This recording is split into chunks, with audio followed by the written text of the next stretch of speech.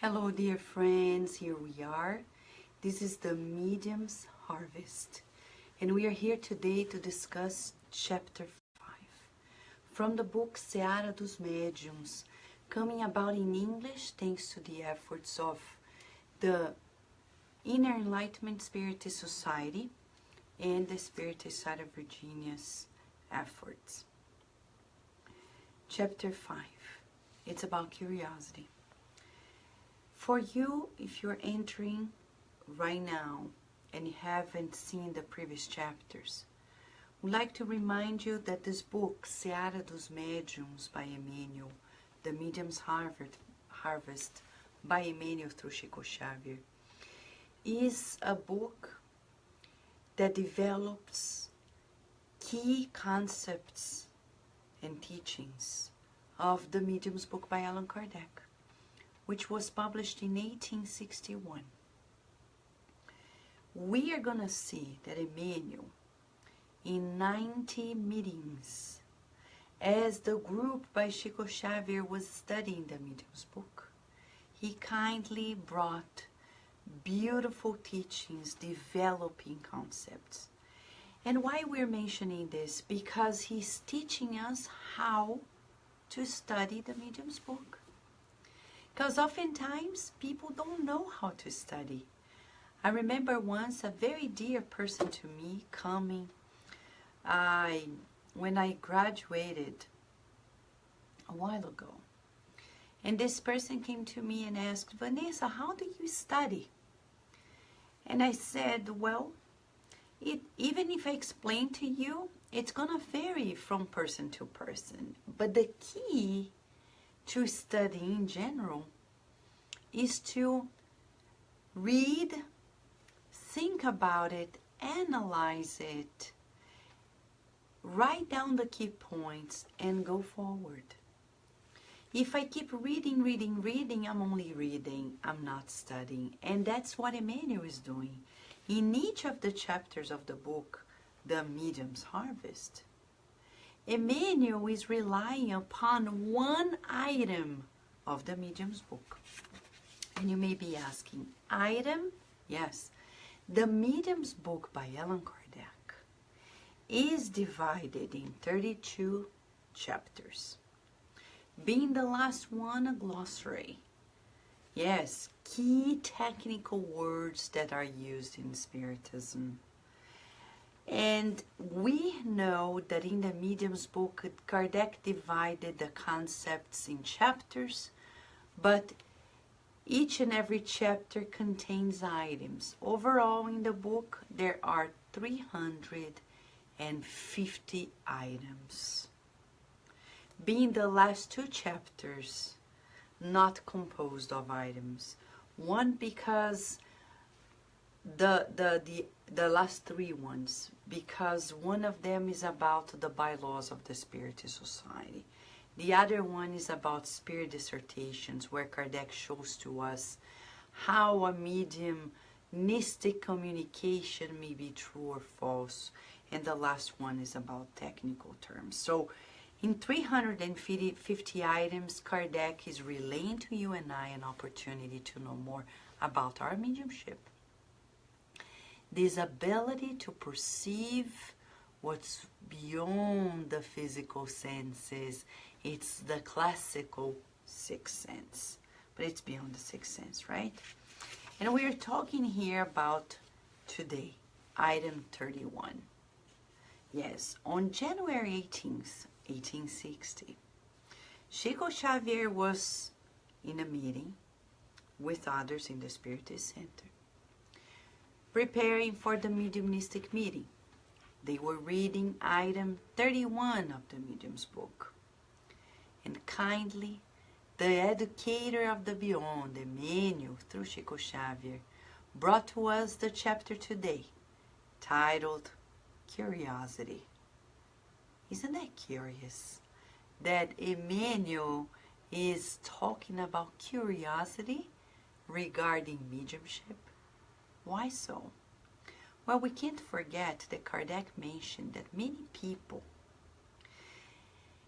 come to Spiritist centers or to open to the public mediumistic meetings out of curiosity. And he stated in item 31 something we're going to quote to you today. Kardec says in that item 31 of the Medium's book, all those who flatter themselves by imagining they can obtain results at will are nothing more than ignorant people or impostors. That is also why true Spiritism will never put on exhibitions or resort to stage shows. And Kardec talks about the fact that majority of people, even if they see the phenomena, they may not understand. They may not believe. Some people think that by seeing spirit phenomena, spirit materializations, people are going to believe.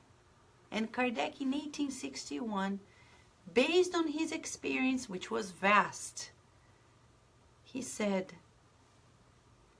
that has no use. The best route is to resort to reasoning. When I think about it,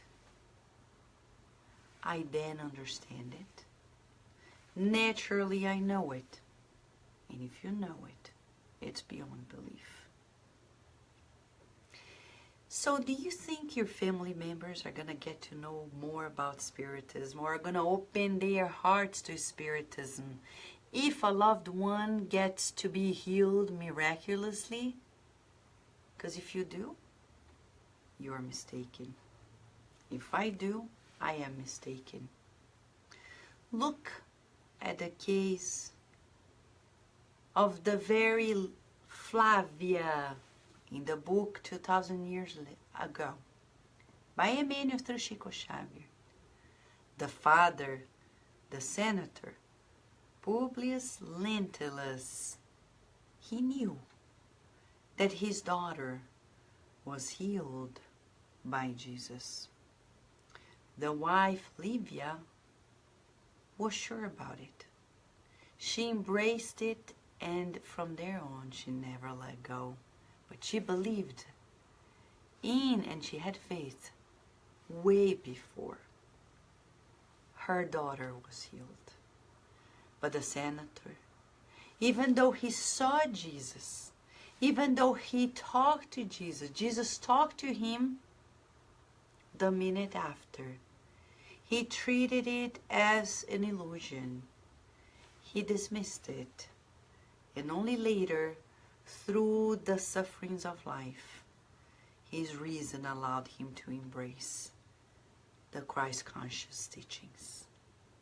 My friends, today, Emmanuel preparing new grounds for our works on mediumship, wherever you are in the world.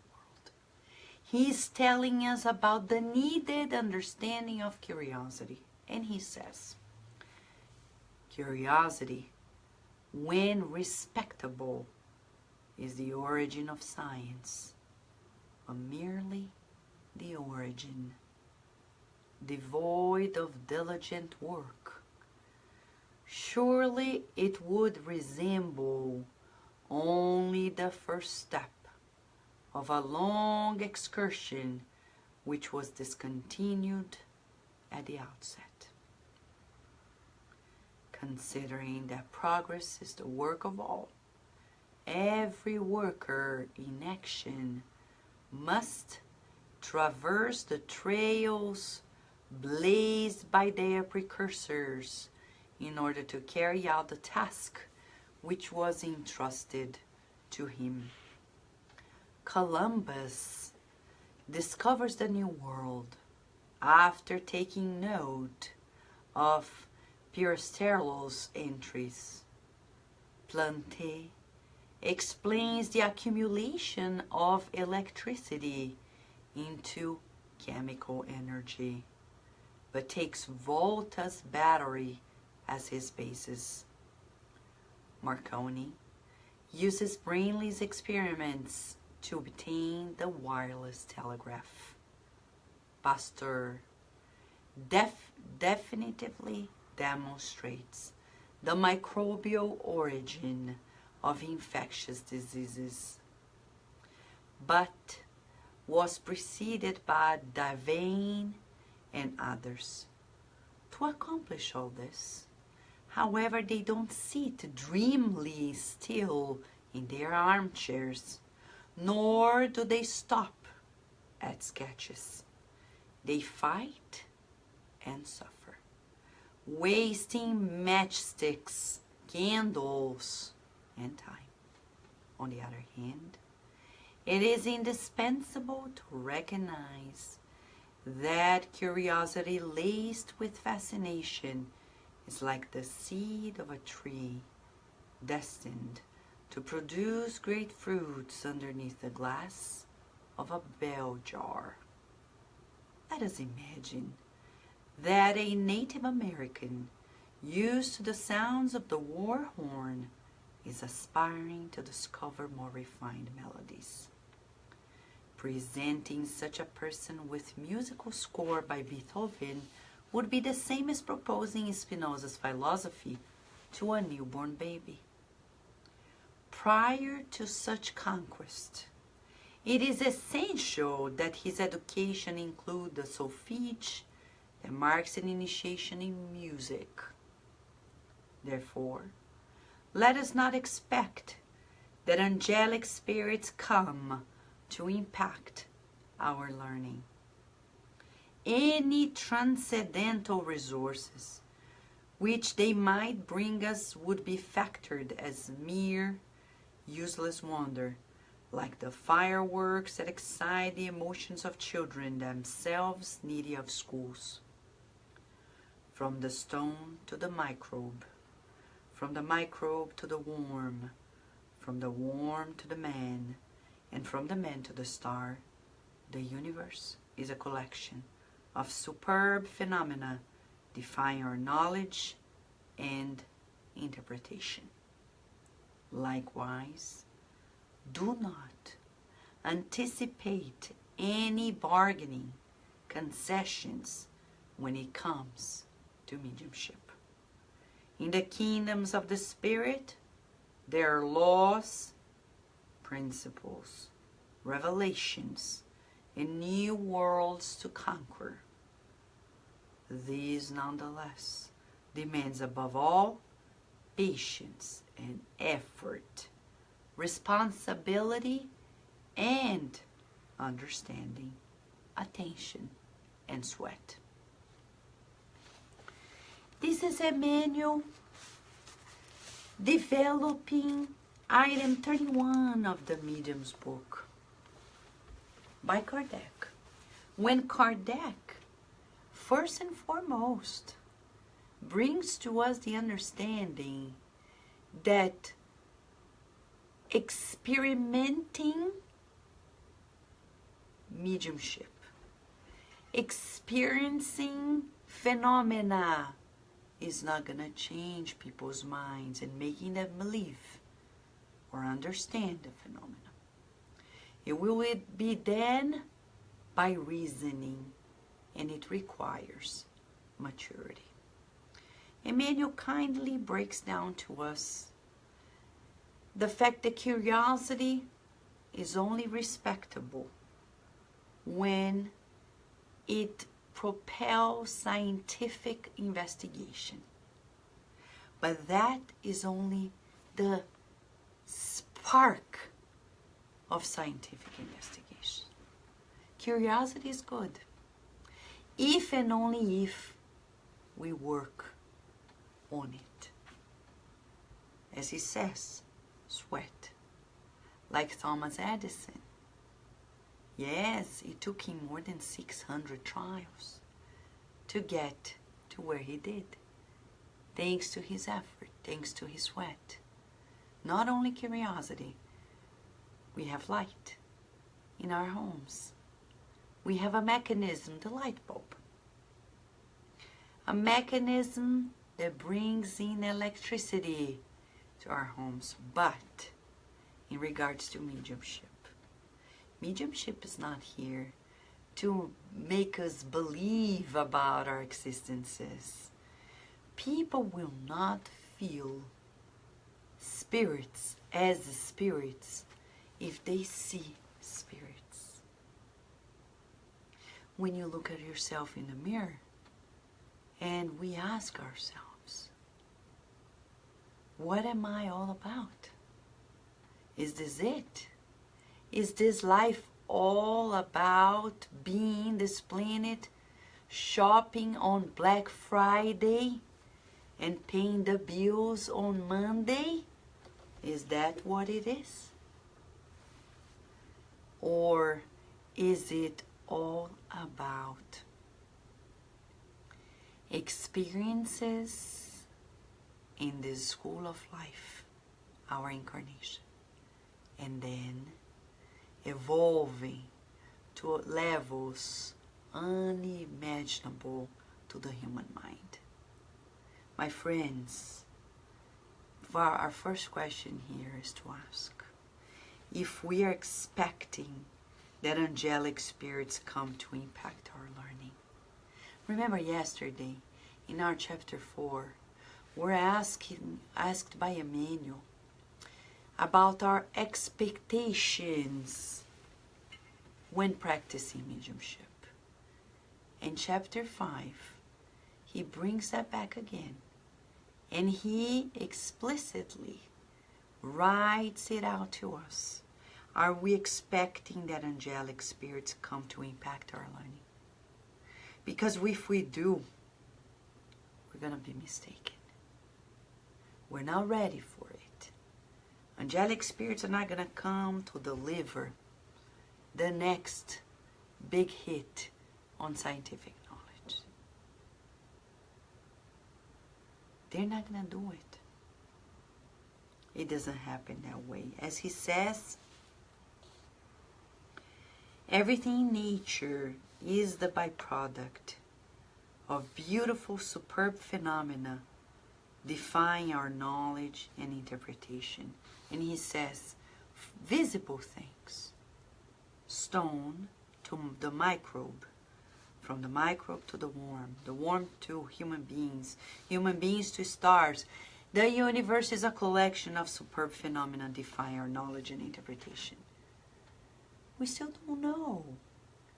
As neuroscientists, we're neuroscientists. We don't know majority of what our nervous system does. It's said that we know probably 10% of it. If so, we don't.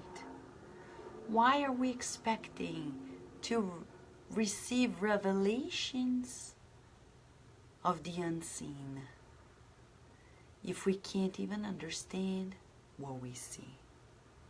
Likewise, many people are trying to get a hold of previous lives when they barely understand themselves in this life. Do you know a lot about yourself? Do you know, for example, about your childhood? About how your parents, for example, how did they meet? How did they get married? How did your grandparents meet and they get married? That is your history.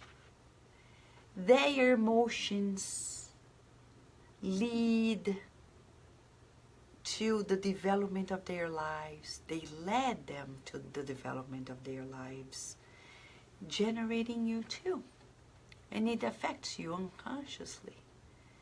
There are many things we don't understand quite yet.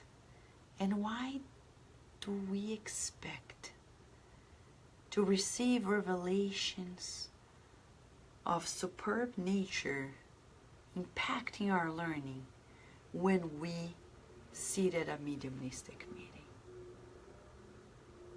We turn off the lights. We dim them.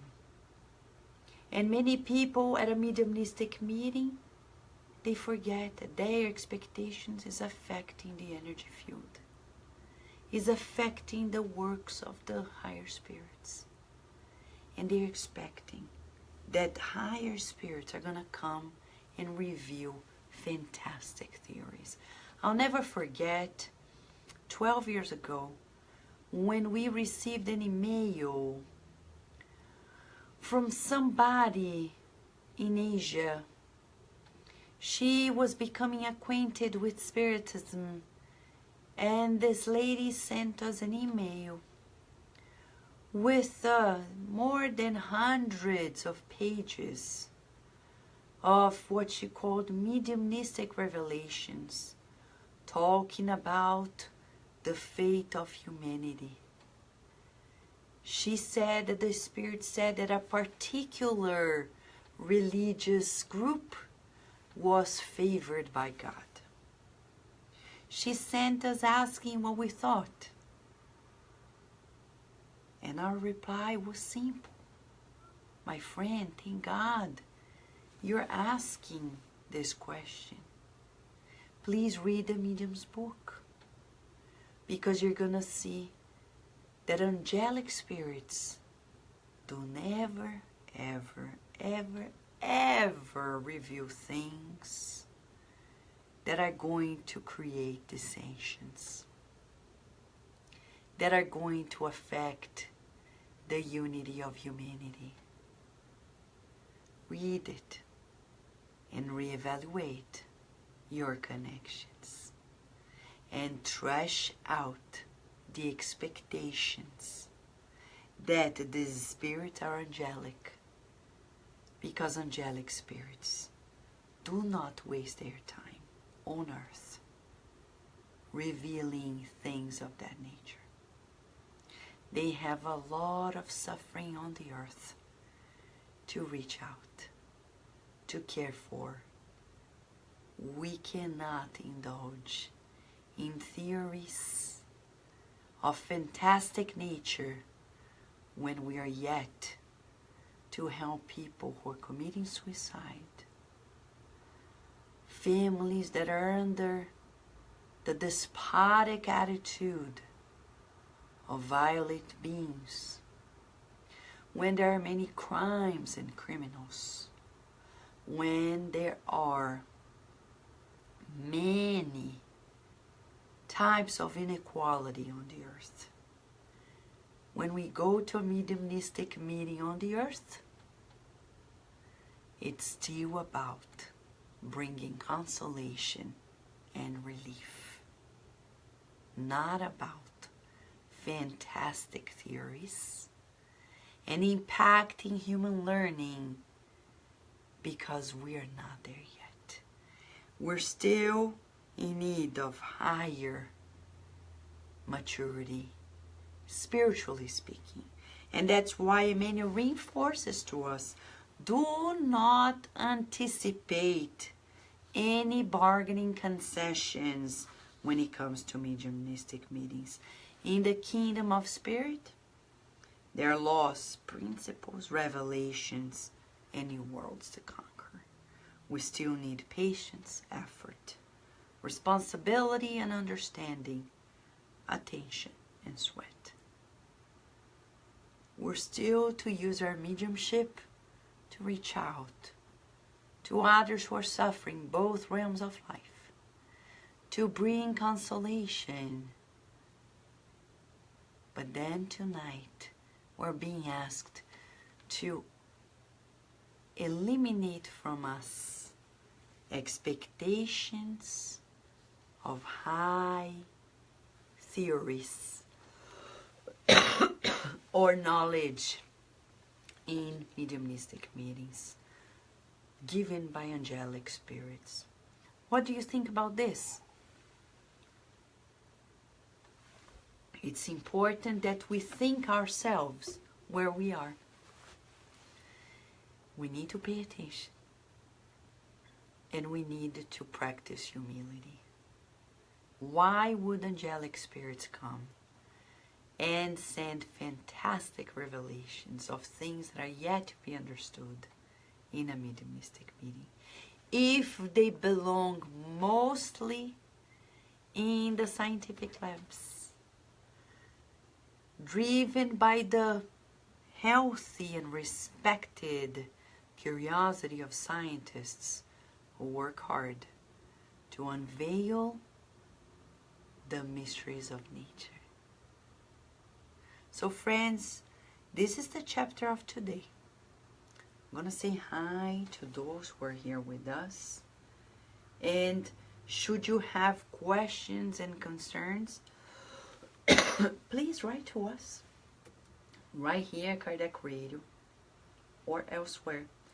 We are here opening on Facebook to make sure that we see everyone, because sometimes I don't see everyone. Hello, Teresa Castro, how are you? Hello, Teresa Catapano, how are you? Carol Correa is with us as well. Sunshine, how are you? Erika, how are you? Andrea Torres, Marisabel, how are you? Welcome. Leonor Pacheco, how are you? Teresa Castro is saying, yes, reason replaces expectations. Beautifully said. Love it. Fred Gouveia is with us, my friend. Fred Gouveia. Rosa Gladys, how are you? Angelita, Fraternity Without Borders. Carmen Lúcia Araújo, how are you? Victoria Baker, how are you? Julija and the beautiful daughter, how are you, Julija? And Rosa Maria, Panama, we love Panama. Aidan, how are you, Aidan? Julia Duarte, how are you? Sol Souza, how are you? And Katia. Friends, here we are together. This chapter is about checking on that expectation. Emmanuel is preparing us to take these emotional crutches and recycle them. We no longer need them. Tomorrow when we come back, there is chapter 6. Chapter 6, Marisa de Mello, how are you? Is about argument. And Emmanuel, what does he mean by it, right? He says many things. And he says to us, action is the voice that speaks to reason. Action is the voice that speaks to reason. Why is he saying that? What does that mean to us, right, Rudy? How are you? So tomorrow when we come back, Emmanuel is refining our reasoning, our emotions, so we can better understand about mediumship and be better mediums, be better mediumistic groups, more mature, refined, to be good instruments in the hands of those who know more than us and are being supervised by the loving force of the Christ. My friends, big hug to you. Let us meditate and reflect. And tomorrow when we come back, let's see what Emmanuel means by action is the voice that speaks to reason. Shall we? Big hug to you, and until tomorrow.